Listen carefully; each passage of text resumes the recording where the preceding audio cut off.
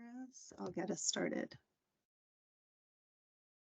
Welcome to episode 35 of OT Conversations That Matter, the podcast. Today's episode, focused on reclaiming our occupational therapy mental health identity, has come to a critical moment in time where occupational therapists in various parts of the country, specifically British Columbia, are fighting for their right to be acknowledged as key mental health service providers. For over a century, occupational therapists have been providing mental health services to Canadians. The challenge in conveying this messaging to governments across Canada is that the definition of occupational therapy does not often reflect its scope, intention, capacity, or magnitude. In our profession, we know that our services are not limited to supporting clients with self-care, productivity, and leisure activities. However, these historical terms were created to make sense of the concept of occupation, to convey to the public the complexity of our training.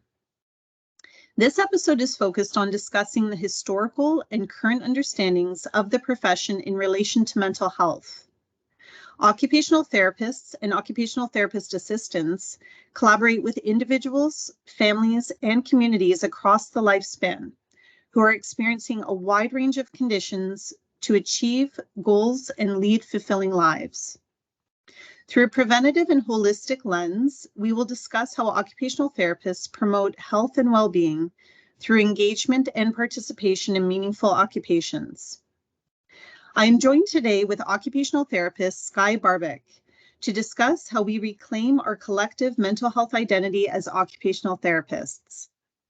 Skye is an associate professor at the University of British Columbia, UBC, and scientist who has proudly worked for 20 years in 3 provinces, Ontario, Quebec, and British Columbia.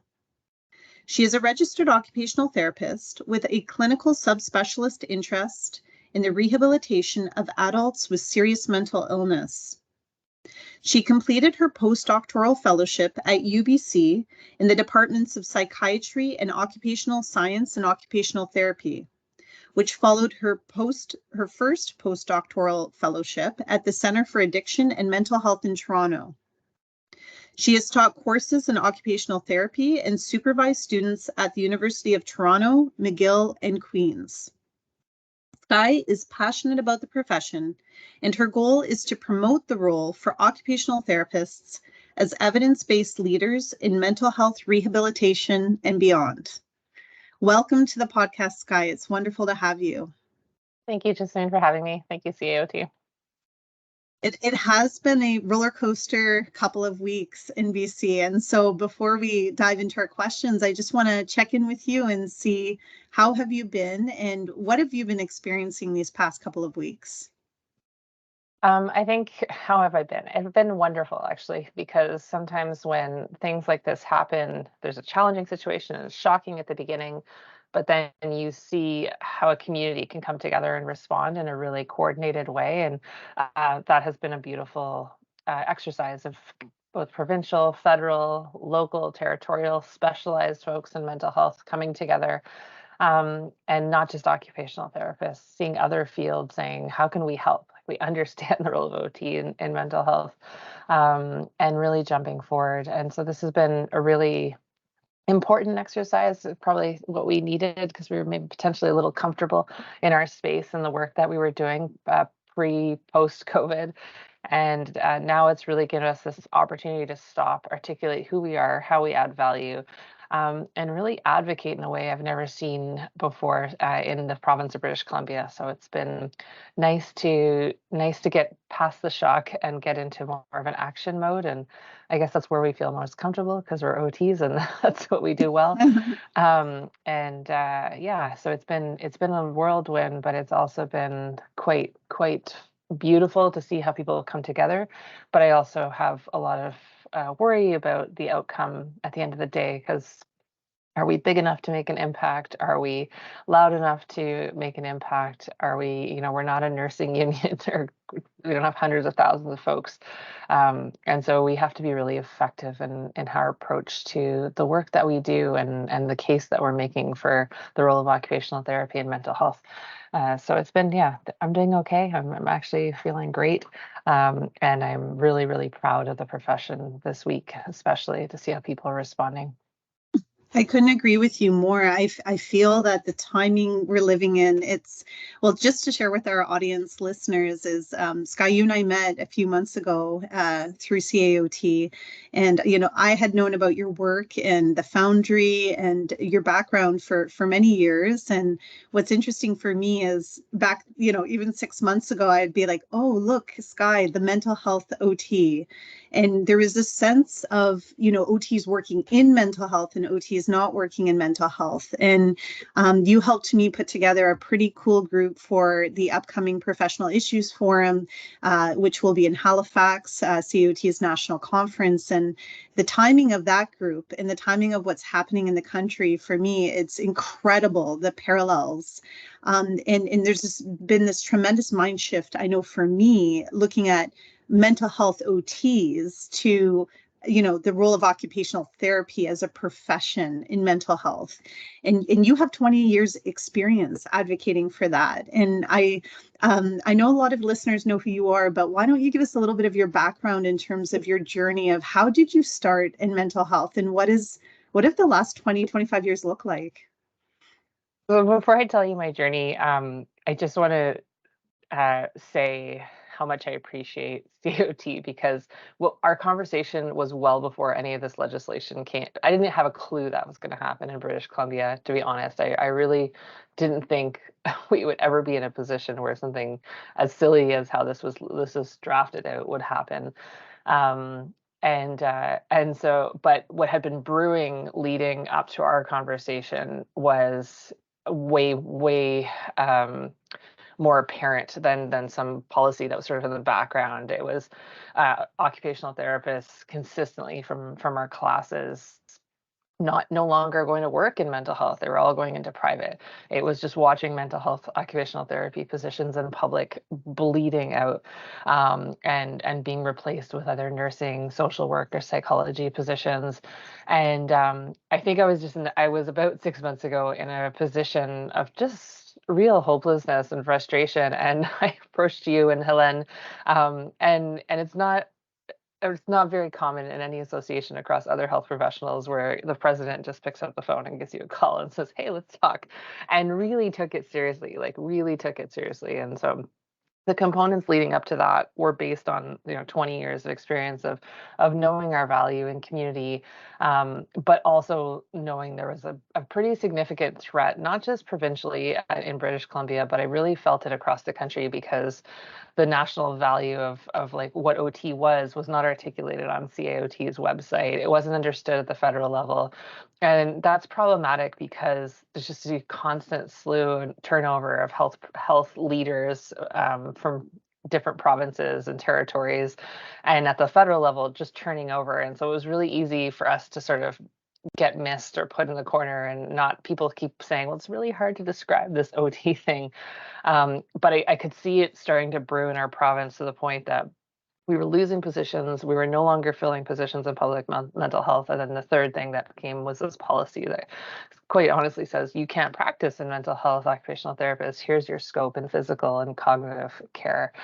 So the I guess the lens that I had to it was fortunate, because I had been through this already in two other provinces, in Ontario and Quebec. So I graduated from Queen's and graduated right into my dream job. I was an occupational therapy student who was terrified of mental health, did not want to do it, went into my first placement. I remember crying in the car in the parking lot, telling my mom I was terrified. And my mom said, just stop, come home, don't be an occupational therapist. This is terrible. And then I walked in, and my first placement supervisor was a person named Carol Maris, who ran sort of a clubhouse model, that is now today a recovery center in Kingston, Ontario, and still the place is still up and running. And so this was really a drop-in for people with serious mental health challenges who are receiving ACT services, sort of community treatment services, to drop in and to use occupation as a way to connect with each other and to recover in their own personal health and social journey. So it was a really fascinating experience. And then part of the job afterwards that I connected in, because I just loved this, I became part of this community so quickly, 8 weeks into placement, as sometimes you feel as a student and you don't want to leave. And I just brought that through the rest of my occupational therapy training. And I just wanted to finish training so I could go back and work with that team. And the position at the time for that team was really to support people who had been institutionalized for a long time, either in prison or in hospital, transitioning out into the community. So it was called the Community High Intensity Treatment Team. And the role for occupational therapy was so complex. So taking people with complex histories, but people who had never really been given a chance to live in community to help them live full and meaningful lives. And so it was a beautiful job that I loved for quite a while. But I also started to have this tension of realizing, do people know what I do during the day? Like, do they just think I take Yes. people out for coffee? Like, what do they think I'm doing? And how am I different from a nurse? And so part of the struggle was also like, how do I measure what I'm doing and what is that outcome? So worked with Terry Krupa in Kingston, who's a legend, and worked on developing new interventions that I thought really articulated the role of occupational therapy, and tested those for part of my master's. But I still felt like the outcome measure was missing as well. And so in my PhD work, that's what I did. But when I was in Kingston, there was the whole debate of psychotherapy and what's our role of providing psychotherapy services. And there's this whole tension and debate with OT and psychology that was happening. And that was like mid 2000s, early 2000s. And then what do you call that? The zeros. And then we get into the Yes, the tens, zeros. the zeros. And then you get into the tens, and the tens. I was unfortunate to be in Quebec, and same thing was happening, exact same problem of articulating what our scope of practice was. But both Ontario and Quebec were taking the time to articulate what occupational therapy was, what their scope of practice was, and they did a beautiful job anchoring the exercise in a very historical context of like, what is it that we haven't articulated in the past? Like, we know we do, but we haven't articulated what is that we need to be brave to do. And so for Ontario, that included like actually articulating the occupational therapist provides psychotherapy, and that was really a brave move to do. But it gave so many opportunities to occupational therapists to practice freely. But then I also sort of, playing devil's advocate, when I was an occupational therapist and I was trained in psychotherapy, I had many, many more hours of training. And so we had 36 hours of training for just cognitive behavioral therapy, just that. I now can only have an hour and a half to 2 hours to teach CBTs to the current Oh. cohort. And so there's a level of now, me saying I can't train occupational therapists in psychotherapy in the new 2-year program, but I certainly have seen how the professions responded with specialized courses and different areas. But that's caused now the confusion. Like, do we practice psychotherapy? Are our new trainees actually skilled enough to say they're psychotherapists? No, is the answer.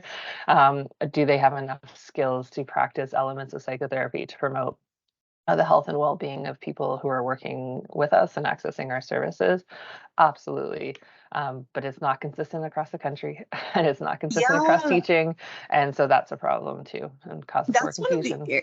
yeah, and it's one of the areas, if you don't mind, we'll go down this path for a minute because it's Mm. super important, the discussion around education. Right now at CUT, we're in a huge advocacy process of trying to demonstrate through education what students are learning so that we can continue to support that we're mental health providers. And we'll get into the history after, but we know we've been doing this for almost 100 years. But now we're really looking at the fine print and the details in terms of what students are learning. And you said when you started, you had that experience of 36 hours of training for CBT. Where, in your journey, where did things shift in terms of the energy that was going into the education for mental health? When did you start to see it? I don't want to say dwindle, but it seems like that's what's happened, where the focus has moved away from mental health education for occupational therapy students. So I think it's really program specific, because I think some programs have really, there's been like at McGill, there's tremendous leadership there to keep the program always for like front and foremost in mental health. Um, and you can talk to any single like physical medicine person that works in occupational therapy, and the most of them will tell you that their mental health placement was the most impactful and actually guides most of their work. And I think where certain programs have decided to go across the country is sort of just making mental health like a small component of the curriculum somewhere in the curriculum versus not weaving it in throughout the curriculum. But some curriculums have sort of consistently put mental health at the forefront and then weaved it in throughout the whole 2-year journey. But the turning point was the move from the bachelor's program, 4-year bachelor's, to the 3 years bachelor's, to the 2-year master's, and the master's program having much more of an emphasis on being evidence-based occupational therapists, so that you have this research component, which takes a lot of work. And so now we've sort of, you could argue, on one end that we gave up now the mental health component specialized training to give the opportunity for occupational therapists to be evidence-based researchers. And I would never say this or that, because obviously I love both, but the space in the curriculum changed dramatically. And so what was cut back a lot in a lot of programs was more of the technical part of mental health. And in our curriculum, I'm going in next week to start teaching the first years about this, and the class is like a whole bunch of amazing young occupational therapists, and about 1/3 of them are super passionate about the topic because they have some kind of experience, either lived experience personally, or they've had some volunteer experience, or they just came out of placement, and you could see it, like you can see who they are. There's the 1/3 that are terrified and they've never talked about mental illness in their life, and they really are quite nervous, and you totally can see them because they're often at the back, or they're really, really trying to hide from the situation. They're quite nervous about the topic. And then there's the 1/3 that's kind of in the middle, and like, they're there because they just need to learn. This is part of the curriculum, but they probably have some idea about what they already want to do. Those are your peds folks and folks who want to work in spinal cord and stroke. Like, they made their decision years before they came to the program. Yeah. And so the interesting part is you got to teach to everybody. And so the last group I just described, the group that wants to know all the technical things of what do I need to do to be a good occupational therapist and pass my exam. The group on the left are the group that wants to like blow up the system and build a better system and articulate the role of occupational therapy. And the group in the middle has so much stigma about mental illness in general that you have to break through that, and you can't do any of the other stuff until you do that. So we always start our classes with a really deep conversation about where people are at in their personal journey. But it may be the first time ever learning about something like schizophrenia or depression or anxiety, and it's really a different way of teaching to the student body. You have to get everybody on board before you start to talk about the complex constructs like recovery and like our role in mental health and why our role is not articulated. And so that's sort of really been the shift, is that when we used to have time and space and a lot of classes in the curriculum to just close the doors and say, where are we at? What is that conversation? We don't have a lot of time to do that anymore, because in our mental health classes, we have to teach group therapy and functional assessments and all the fundamental skills of assessment and treatment and mental health in such a short period of time, and about 9 lectures for us at UBC in the intro class and 4 lectures in the advanced class. So you're looking at a lot less time to really teach the folks what they're doing, but you still want to capture them and inspire them and make them work in mental health, but they have to pass their exam too. So Yeah. all that, And well, I love that you outlined, this is something I've been really thinking about. I'm currently working on another project looking at the history of occupational therapy for our upcoming centennial, but bringing us to the Maxwell report, so much of what you've touched on, Skye, is, it's interesting because back then, 1977, are really the report of the century for this profession. It was talking about how we are holistic, and it was talking about how we needed to build on the 4-year baccalaureate to have masters, not to replace the baccalaureate, but to get into the specialization of different areas of practice, specifically mental health. And that's something that since after 1977 a lot happened. We got catapulted into the evidence-based world, as you say, in the 80s and 90s are really creating the foundation. Occupational science was born, and occupational therapy was really trying to demonstrate, okay, we are evidence-based practitioners. But as a person who did my undergrad was in kinesiology, but my mental health background very much came from familial and volunteer experiences growing up. So I was able to use that to kind of complement my training. And, I was in school between 2007, 2009.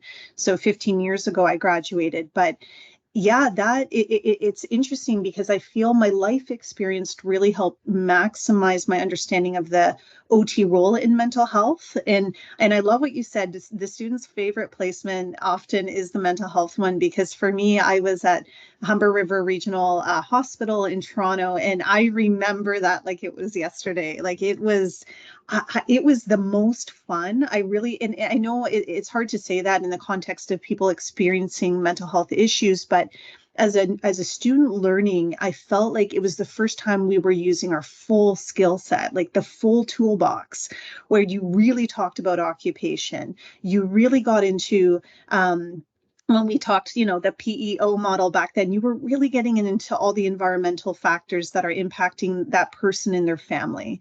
And so, yeah, my mind was able to go big. Back there.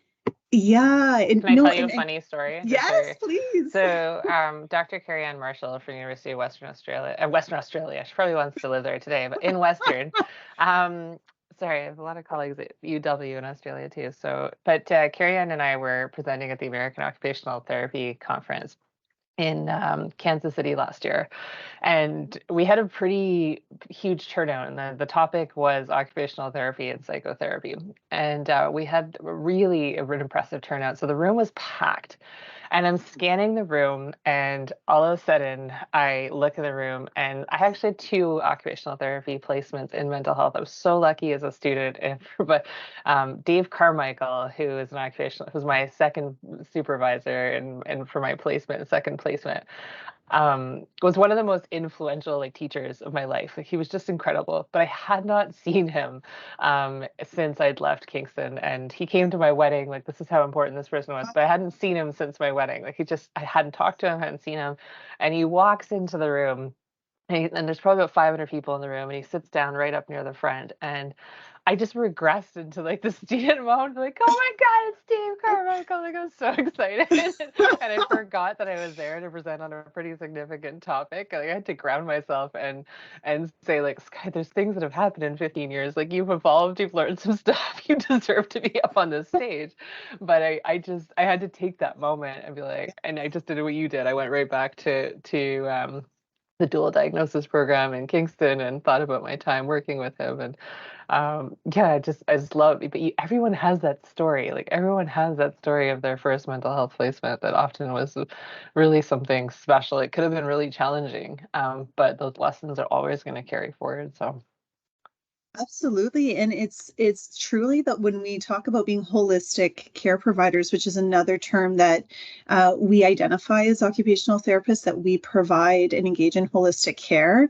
The mental health aspect, it really carries when we talk about the spiritual component of a person, the emotional, the cognitive, all of these things are tied into the mental health role. And so for me, that's one of the things I'm, really thinking about these last few months we've connected, Skye, is how can we not, as a collective, identify as mental health providers? Because I feel it's become, one of 60 areas of practice, when we look at this chart at CAOT, but in fact, we know it's within our training, we know it's within our education, and what will it take for the collective to say we are mental health providers?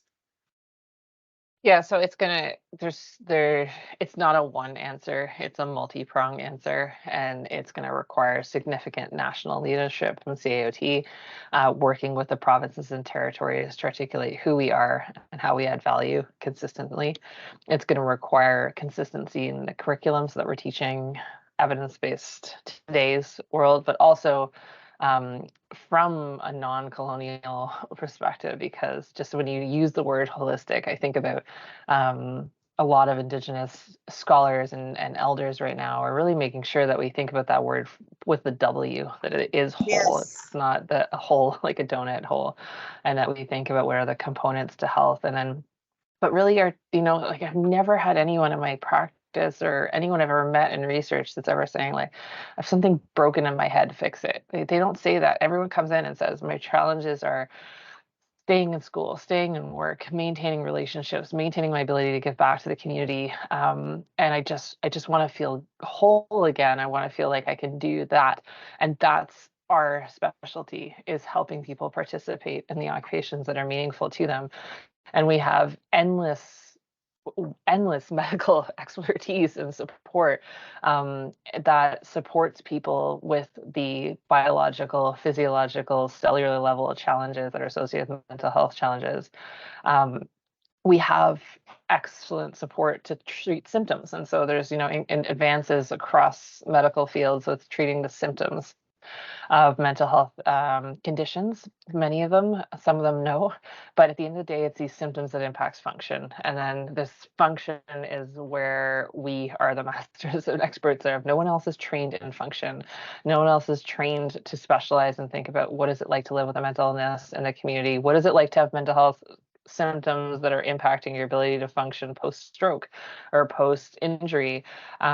We have that specialty. So I think where we've gotten off the chart at the national and at the provincial territorial levels, and which has now seeped down to regional health authorities and people trying to write job descriptions in their communities for occupational therapists, is we consistently change our language. We consistently like move the goalposts. Are you a mental health provider? Are you not?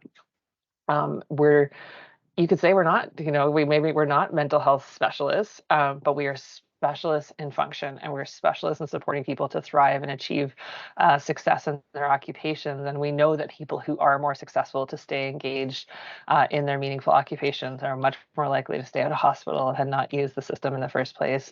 And there's people who will need the health system to keep in accessing those resources to thrive. But at the end of the day, they need to thrive. And the thrive part is where there's a huge miss in our healthcare system, and that's the hole that occupational therapists fill. So I challenge that we got away from. You can work in mental health, you can work with turtles, you can work with whoever you want to work, but we got to get back to a definition that we all believe in, and we know what we do, and we're articulating our value. But we can do that at the national level and get excited, but we have to think about how does that translate to the manager without occupational therapy experiencing writing an OT JD in a community with a small health authority and like potentially at risk of losing that OT position. So more of the grassroots linkage, but I think everything has to be linked. And there's just such a desire. The community is tired. The front line is tired. I hate using the term front line because it's always associated with war, but when you go into a lot of these settings right now, like there's a lot of people who are tired, and they're not tired of practicing the most wonderful profession in the world. They're tired of the administrative BS and are trying to keep defending who they are and defending their positions.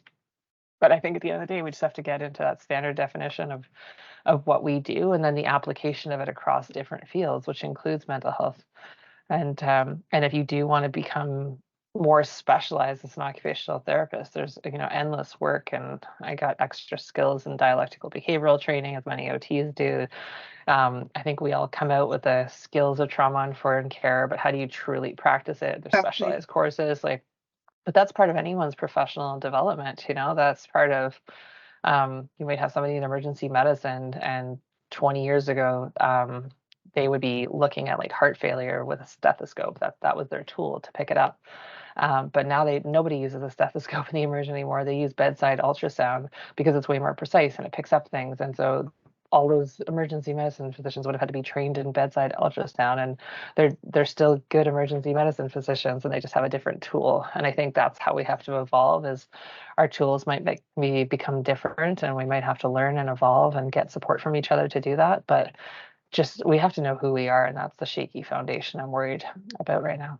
Yeah, that's you've raised so many incredible points. I want to pick up on a few. What I love in your description too is, it really focusing on what we do as OT and not getting caught into the semantics. And I know in one of our conversations in preparing for the Professional Issues Forum, I love this because it stayed with me, but you said, we don't divide health into physical and you don't go to somebody for physical health issues, right? But we've somehow put the whole umbrella of mental health in one little box. And when we look at our curriculum, and you would definitely know better than me, I have a bit of experience working specifically with McMaster, but the curriculum is very much it's broken down on the medical models. So, you do stroke and then you do pediatrics. Like you said, you go through a lot of the physical, even the way we're taught, it's broken up that way, as opposed to, I've always wondered, imagine if we were to title our courses based on occupation as opposed to like medical illness. Like, would that then help us to practice mental health in every realm and be holistic with an H in every realm? And it brings me to this thought of, so you've had the good fortune really to see the evolution in Quebec with, the psychotherapy and just even how they separate the providers who can do mental health services in Quebec, and then in Ontario, you kind of you saw what happened when the Controlled Act. It took 10 years, but between 2008 and 2018 became, official in Ontario. What are the lessons learned for BC in the current context in BC with what you saw happen, in Quebec, in Ontario, and now we are at an opportune time, a scary time, but also an opportune time in BC to do it right? Yeah. So I have a lot of thoughts on this. I'm trying to think about the ones that will be the least controversial, but let's do controversial. Why not? Ontario, especially Ontario, rules matter. There are rules, and there are a lot of occupational therapy schools in Ontario, and they have to communicate, within their schools, because they're, at the end of the day, graduating a bunch of occupational therapists who will work on this one college, and they need to be on the same page. Um, and there are eight schools in Ontario. Is that where we're at? I think seven or eight. I think we have 5 in Ontario, 5 in Quebec for OT, for Okay, occupational therapy. sorry. Yeah. I thought it was a little bit more. So yeah, but anyway, it still is 5. That's 4 more than we have in British Columbia. Yes. And in Quebec, rules matter as well. And articulating that, and then growing up as a French Canadian, that really, it's really important to articulate who you are, and what your value is, and that has so many levels to it, from language to culture to growing up in the crisis with separation as the idea. You really had to articulate, at that time, even, like, what was your value living in Quebec as an English person? Like, why do I deserve to stay here? Like, that's what I had to grow up with a English speaking dad and French Canadian mom. It was a very interesting time. But I think because it's a culture of constant, like, challenging the system and challenging the status quo, they continuously have to, like, articulate who they are and how they add value. So I think with Quebec, like, language matters all the time, and so they've also articulated our role and have had strong advocacy efforts consistently. A really strong college in Ontario and Quebec. I think when you move to British Columbia, I think we've been conveniently positioned as the one school that produces occupational therapists that are meeting some need, and there hasn't been the need. There hasn't been the need to have this fight and articulation of who we are. There's been a need to articulate, how we get put into what's called ICBC here, in terms of, like, billing and crediting, not private, so OTs can go into private and be able to, like, really articulate their value in that space, which is, there's a tremendous business, you can call it a business in British Columbia for this. But there's a really strong, beautiful grassroots group of occupational therapists have been working, like, some of the strongest occupational therapists I've worked with in BC, the Regina Casey's and Stephen Epps. They've left this legacy of excellence in practice, that so many occupational therapists have learned from them. But it's been very much in the form of storytelling, and very much in the form of here, this is how I do it, and passing that on. And we haven't written it down, or we haven't had the support from the college to articulate in the same way, and to even champion spaces in mental health for occupational therapists to get into.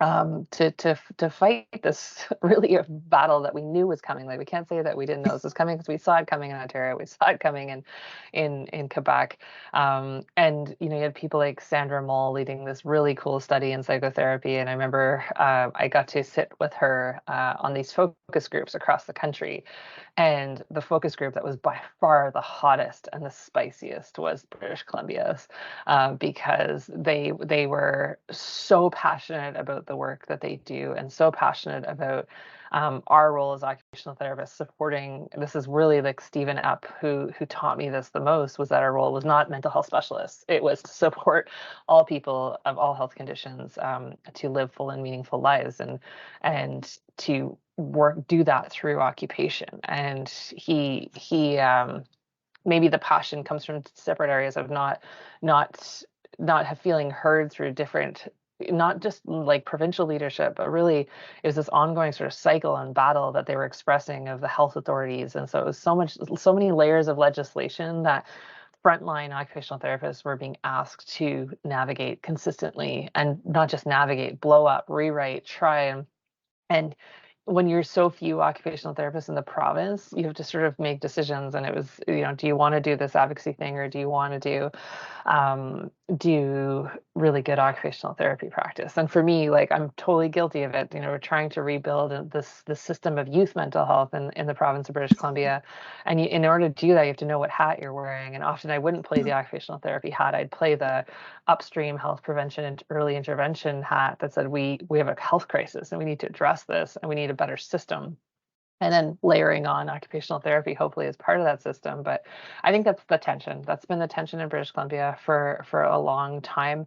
I think I had a second thing, and I'm trying to remember. It was a really good thing that I'm remembering, but now I just don't know why it's not coming up. But one of the things too, just to highlight, is a lot of occupational therapists who graduate then go and work in mental health in British Columbia really soon become leaders. So they become managers and public professional practice leaders. And it's a hard job, and there's just not space to do all the advocacy efforts as well. So I think we just assumed that we could continue getting away with practicing the way we wanted to practice, and continue passing on the stories and building up this culture of folks. And story is really important, and leadership at that level is so important. I think some of the strongest leaders in BC, but at the end of the day, we were just missing the documents that said who we are, how we have value, and we're missing leadership at the provincial level to, like, that should never, in my opinion, like, should never even have made it to public domain. That policy change, it should never have even made it to anywhere, because it's a definition of occupational therapy that was like pulled from Google and not at all accurate. But if there was someone like me or you or Stephen Hupp or anybody that I would have been run by, it wouldn't have caused this kerfuffle. It would have been totally unnoticed. And so in a way, I'm grateful, like I said at the beginning, but Yes. there's just processes that are silly, that are big misses at that level. So we've got to tidy it up, but we've got to remember about the frontline providers right now. We want them to provide amazing occupational therapy services, and it's really hard to do both, and to advocate and to do all the legislation stuff at the same time. Yeah, and for those listening nationally today, I know any OT from BC is probably aware of what's happening with the Health Professions Act and this proposed changes for the definition of occupational therapy, which have essentially pigeonholed OTs, and there are many OTs in the process of advocating for a change in that definition. One of the things that came to mind for me, Skye, when you said, we need more documents, we need, more information. One of the things from Dr. Carrie Ann Marshall's 2022 Scoping Review in Psychotherapy is she quotes, the authors quote a reference from Haviland 1926, Yes. identifying occupational therapy as a psychotherapy. And, it's funny because on our podcast episode we did on psychotherapy, that's a comment that I make is, you go to, in Ontario, you go to the regulator for psychotherapy, CRPO, and the list of interventions, when you read through them, you're as an OT, you're like, oh my goodness, like half of these are what I'm already trained to do. And so we challenge that concept on that podcast, and to find that reference that the authors put in, it was brilliant, because And Skye, you might have been part of that team, actually, now that I think of it. You were, yes. But it's a brilliant reference because it's like, yes, this is why it clicks, right? And I don't know if that's the answer going forward, but for me, the idea that occupational therapy is a form of psychotherapy and vice versa is very powerful. Yeah, I think it's we could probably talk for 9 hours about this topic, and I think there's the importance of understanding the history, and I'm so like that was so fun finding that reference. And if you have the privilege to ever work with Carrie Ann Marshall, please do on any research project, because she does things differently. And one of the things you do as scoping review is you just like try to cut the back date so you don't have to look at many articles. And I remember looking at her search strategy and saying, what, we're going back to the 1900s. Are you insane? Like like that's impossible. And sure enough, she did, and she dove really deep and found that article. So that was one person, who wrote that, and that was not passed along very well. But there was really this. I think there's two things. There's kind of 2 points in mental health history that are really, really critical. One was, what we did from in the last century, really leading up to about 2000, supporting people in a mental health system, society that didn't value the people who had mental illness. And so our role was often in supporting them in very institutionalized settings where mental illness was viewed as this moral failing, and so what we did as a society is we locked people up primarily, especially people with serious mental illness. We removed them from society, removed them from things that were important to them, including their families and their occupations. And the role of occupational therapy was really just keep them busy. Like honestly, is to keep people busy in institutionalized settings, and that included prison-like settings or locked psychiatric hospitals and wards. And most OT curriculum, like I wish, is just like really emphasizing that, because that's a lot of what we did. And then the 2000 period, like late 90s 2000, was really this whole reimagining of the idea that mental health is just a health condition, and why can't people live full and meaningful lives in and despite that illness, to quote Anthony's definition of recovery. So this concept of recovery became really possible, and this is where I started my career, as this idea of the first team I was on was a 400-bed hospital that was being closed down.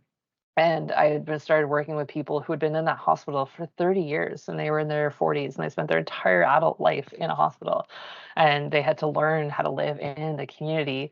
And that was easy as an OT. That was really easy. What was hard was the community had to learn to live with people with mental illness as their neighbors, and that was hard. There was so much stigma and barriers to doing work and helping people get jobs and helping people sign their first lease and the rent, after so many years of being in institutionalized. And so that was only 20 years ago, like just to anchor, like Yes, 25 yes. years ago. And there's still many, many challenges with our mental health system. But at the end of the day, if you're diagnosed with schizophrenia, you're not locked up today. Like there's incredible programs that support most folks. And if you have access to those programs, that's a challenge in Canada with our geographical diversity. But the really beautiful movement happening. And then I'm going to get sort of to 2015 in British Columbia and 2020 for the rest of the country. So 2015 for us in British Columbia, things started changing tremendously with I moved to BC in 2014. And I went on a tour with a psychiatrist, and we visited this young boy's apartment. He was about 17 or 18. He was getting care from this team, and I was on this not a tour. I was just really trying to see what this team did. So they invited me to spend a day, sort of in the life of the day of this ACT team in British Columbia, so I could see what they were up to. And this young boy was making something in his bathtub, and he's like, "Oh, it's this thing called fentanyl." And he's making synthetic fentanyl in his bathtub. And I was like, "What do you mean you're making fentanyl in your bathtub?" And so he told me about how, basically this was the thing to start selling on the streets right now, and this was his business, and this was how he's going to get himself, free again, to use the words that he was using. So that was significant, because that was the start of the drug toxicity crisis in British Columbia. And it's uh, really, really impacted us tremendously in our province, and really impacted the role of occupational therapists. All of a sudden, be like, what is our role in this space, and how do we support? Like, a lot of our clients are dying all of a sudden, and this doesn't make any sense. And then the other thing, of course, is COVID. And so COVID happened, and all of a sudden, mental health became something we all intimately were challenged by. And so we were home, we were lonely, we were isolated, and there people were being completely removed from their occupations and the things that were important to them. And so this was a whole reset thing for us as a profession. Could we provide services virtually from home? Like, were we no longer, we were at the beginning, like there was some occupational, there's one OT I can think of, she's wonderful, but she's like, I can't work from home. Like, my job is, the folks that I live with or work with are on the streets, and I need to be on the streets and working with them. But their health authority said, no, you must work from home, just Zoom them. Like, okay, that didn't make sense. So she's like, I'm willing to get fired to just go do my job with the way I need to do it. But it just recalculated everything. What do we value? And then everyone started talking about mental health after 2000, or after 2020, after the COVID. Like, mental health became a really big topic of conversation at a social, cultural level, and everyone had this articulation of what their mental health needs were all of a sudden, and how this was impacting their ability to participate meaningfully in their occupations. And everyone was talking about it, and no one was saying, hey, that's OT's specialty, like everyone. And I think that was the opportunity missed. But it was probably missed because so many OTs were doing what my colleague Ali was doing, and just getting on the streets and working and doing their job, because there was people, and there was serious mental health conditions that were really impacted, and the whole community needed to make sure they were supported, because they were totally forgot about during COVID. But then what we didn't have is the leadership to say, oh, actually, this is our role. Like, this is where everyone's occupations have been impacted right now. Let's tell you about the role of occupational therapy.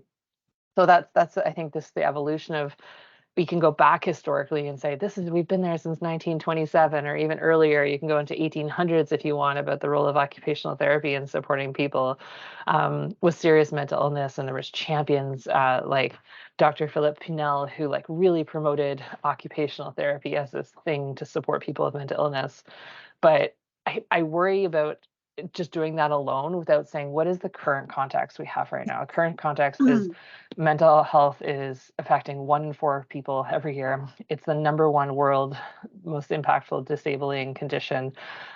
It's significantly impacting participation in occupations, and at the end of the day, that often leads to economic challenges and workforce challenges that we have right now, massive workforce challenges across the country. And it's due to our sort of not connecting the dots with mental health and occupation. And I think that's where we have so much value and leadership to say, this is where we can help. We can help not just supporting one-on-one people. We can help with your community legislation. We can help with workforce planning. We can help with policies at the national level to think about things like immigration and how does that impact folks and their ability to participate. So it's a really, we have to be everywhere at different levels, but we all have to be speaking the same language of who we are, how we add value, and what are we grounded in. But grounded in today, I think, is important, because we're no longer seeing people coming back from war. Yes. We may be seeing some of that, but that's where the 1927 definition from Haviland comes from, versus, are we thinking about the current needs of people across Canada? Are we meeting those needs? And the answer is yes, in some good way, but we're doing it in this fuzzy way that feels good to us. Like, how about we do it in a really strong way that feels good to everybody, and Canadians can say, hey, that's an OT. I need an OT. And you don't need an OT when, like, everyone who gets an OT is like, oh, I didn't know what OT was until I got it. And now I can't live without you. Now I can't live without you. Yeah. But there's just so much more to do. But everyone is doing really well individually. We just have to come together, and we have that ability to do that through social media and through the association and our national conferences. We have a lot of cool work to do, but I think just talking the same language is critical. And Carrie Ann Marshall, like, through that paper and through Sandra Mull's work, like, that was a teeny tiny little grant. Like, to say, I don't even think that was a $10,000 grant that they got to do all that work. And that's led to, like, really 2 seminal papers, one that's published and one that's coming out soon, about articulating, like, what are the actual psychotherapy skills that we practice and occupational therapists feel comfortable practicing in, is what Sandra's work is adding on to. And That's just a gift. It's a gift of incredible researchers giving to the community. But then, how do we action that into this space is the next step. And how do we build infrastructure from the associations and the provincial levels and the regional levels to support that trickling down of information? Is some good work we have to do ahead of us. Oh, Skye, so beautifully said. And I feel, we started this podcast talking about the idea of reclaiming occupational therapy in mental health. And I love the way that you said, there's the history, there's where we came from, and then there's the context of today. And when you were talking about, what BC has gone through specifically since 2015 and then globally in 2020, I started reading, it's only a couple of years old, Illuminating the Dark Side of Occupation. And we have some of our Canadian colleagues in this book writing certain chapters. And this speaks very closely to what you're saying is how I think perhaps what's new in this reclaiming process of the OT role in mental health is looking at all occupations, not just those that are seen deemed to be, promoting positive health or good for well-being or societally accepted as, these are the occupations you focus on. And I do think that that's a huge shift, at least that I have seen in, post-COVID is looking at all occupations and being open as a profession, and to go to those dark places. And I think the story you gave about, the client explaining, yeah, I'm making fentanyl in my bathtub. I think we need to get to that level of reality with everybody. There is no us and them. And following this podcast, we're going to have Crystal Dealman on a podcast looking at corrections and forensic mental health, and and we're going to break that down a little bit more. But I just feel like you've really touched on our context of today and how we're needed now more than ever. So I want to give you the last words on the podcast for today, and any message you want to you send to the audience. So anybody who has the opportunity to listen to Crystal, sign up, get some coffee or popcorn and listen to Crystal. I guess the underlying common thread with a lot of us in mental health is actually trained in Kingston or worked in Kingston at some time. Yes, So I noticed that. yeah, when I was an occupational therapy student, Crystal was this occupational therapist working in the Kingston Penitentiary, like the maximum security prison. And it was the most amazing experience to see what she did. Like, I mean, she was so cool. And I think some of the her lack of tolerance for the status quo is probably what inspired me to become an occupational therapy advocate, for sure. That she was the first like OT that I met was, and Crystal, I love you, but like you weren't polite about the things that were wrong with our profession, and but Thank she could God. articulate like, yeah, like this is not right, let's fix it. And she's action oriented, and I just absolutely love her to bits, and love everything that she taught me early on, and that's carried on through the 20 years. So please listen, and any opportunity you have for Crystal to listen. But at the end of the day, our history matters because it informs our evidence base, and we need to keep collecting the evidence base, whether that's amazing stories, like I was telling you about the Stephen Epps of the world, telling that rich experience and experiential history that you can't get from a book, and having that opportunity to learn, but then also learning our fundamental things that make us occupational therapists from those textbooks. And that history does really, really matter. How we tell it, we need to get better at that. It can't just be in a textbook. I love this podcast because this is cool, but how do we get creative at having different ways of social media or different ways of sharing knowledge through arts-based methods, maybe at our national conference, but not everyone can go to that. How do we really make sure we know that history? Because it's important, because it guides where we are, but it also says this is where we're going, and you can see where we're at right now. We've never had such a time of climate crisis and drug toxicity crisis and post-COVID. And there's a lot of temptation to like see the shiny things that are in front of you, and in mental health it's often people with mental health challenges that get pushed aside and forgotten about when we're responding to the big shiny things like COVID, which was important, of course it was important, but it also potentially maybe in British Columbia made us also put occupational therapy aside and public health, and everyone is an epidemiologist all of a sudden. So I think just moving forward, we have a commitment, and if we're going to achieve a responsible health system for Canadians, we need to keep asking them what health means to them and how do they achieve that best state of health. And they just give us the answer about health being about occupation, and health is about participation and the things that are meaningful to you. And so there's a tremendous role, but if we keep saying, oh, occupational therapy, haha, it's hard, it's a funny thing, it's hard to describe, we're going to be really, really stuck in a situation versus if we say everything occupational therapists do, we believe in challenging the status quo. We believe in helping all Canadians thrive.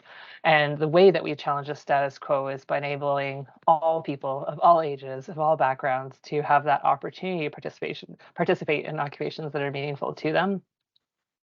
And we just happen to be evidence-based, and we just happen to be available in every Yes. province and territory.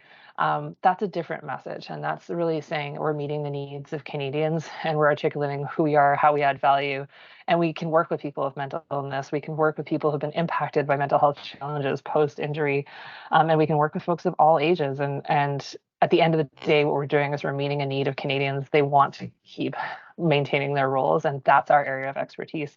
And it's about reclaiming that, not just in mental health, but reclaiming who we are, what do we actually do, and how are we meeting the needs of Canadians. And it's not a hard answer, because all you have to do is talk to Canadians and they'll tell you what they need to be healthy, and what they need is occupation, and they need access to it, and they need to participate in it in a good way. Oh, Skye, I think we fired up our listeners. This has been such an incredible conversation. I've learned so much from you, and I'm so excited. We still have several months of work to do together. For those of you who are new to the podcast, new to mental health, and wanting to get connected, there are so many ways. There is a mental health and substance use practice network at CAOT. There's a tremendously passionate OT community in BC, and Skye can be found on LinkedIn and UBC website. So if you want to be in touch, it's a great way to reach out. And we'd love to hear your feedback at CAOT. Skye, you had identified something important in the podcast that might have been missed because it was really quick, but it's an important piece, is that, we don't have currently, we're working on getting a web page up at CAOT specifically looking at mental health, holistic health at within the role of occupational therapy. And I think, this is our learning curve for sure at the association. And there's absolutely a history, and we want to bring that history together and make it accessible for our profession and ultimately for those that are relying on our profession. So I love the journey we're on. And for those of you who are able to attend conference either virtually or in person, the Professional Issues Forum will continue this discussion and looking at mental health in Canada with other panelists. So we're really excited for that. And thank you again, Skye, for your time today. Thank you, Justine.